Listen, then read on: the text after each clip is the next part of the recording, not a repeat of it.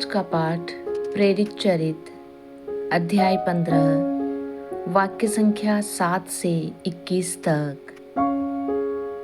जब बहुत वाद विवाद हो चुका था तो पेतरुस ने उठकर यह कहा, भाइयों, आप जानते हैं कि ईश्वर ने प्रारंभ से ही आप लोगों में से मुझे चुनकर निश्चय किया कि गैर यहूदी मेरे मुख से सुसमाचार का वचन सुने और विश्वास करें। ईश्वर मनुष्य का हृदय जानता है। उसने उन लोगों को हमारे ही समान पवित्र आत्मा प्रदान किया। इस प्रकार उसने उनके पक्ष में साक्ष्य दिया और विश्वास द्वारा उनका हृदय शुद्ध कर हम में और उनमें कोई भेद नहीं किया। जो जुआ न तो हमारे पूर्वज ढोने में समर्थ थे और न हम, उसे शिष्यों के कंधों पर लाद कर आप लोग अब ईश्वर की परीक्षा क्यों लेते हैं? हमारा विश्वास तो यह है कि हम और वे भी प्रभु ईसा की कृपा द्वारा ही मुक्ति प्राप्त करेंगे। सब चुप हो गए और वे बरनाबस तथा पौलुस की बातें सुनते रहे, जो उन चिन्हों तथा चमत्कारों के विषय में बता रहे थे जिन्हें ईश्वर ने उनके द्वारा गैर यहूदियों के बीच दिखाया था। जब वे बोल चुके थे तो याकूब ने कहा, भाइयों, मेरी बात सुनिए।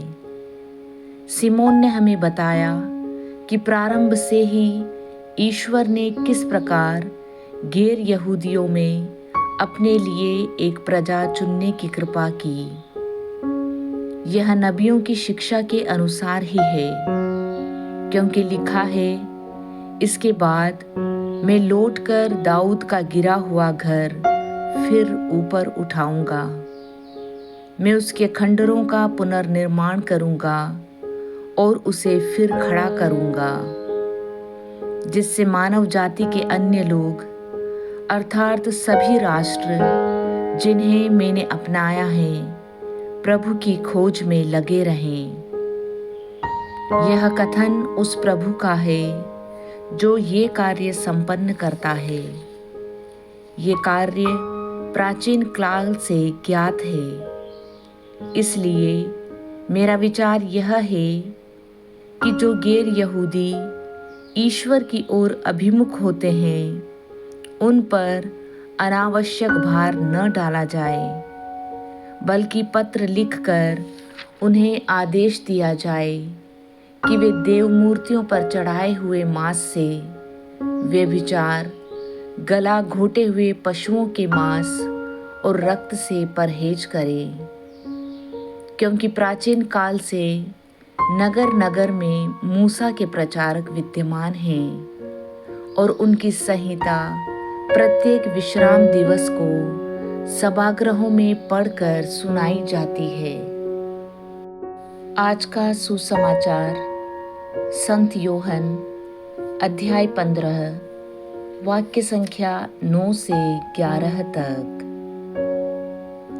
जिस प्रकार पिता ने मुझको प्यार किया है उसी प्रकार मैंने भी तुम लोगों को प्यार किया है। तुम मेरे प्रेम में दृढ़ बने रहो। यदि तुम मेरी आज्ञाओं का पालन करोगे तो मेरे प्रेम में दृढ़ बने रहोगे। मैंने भी अपने पिता की आज्ञाओं का पालन किया है और उसके प्रेम में दृढ़ बना रहता हूँ। मैंने तुम लोगों को यह इसलिए कहा है कि तुम मेरे आनंद के भागी बनो और तुम्हारा आनंद परिपूर्ण हो।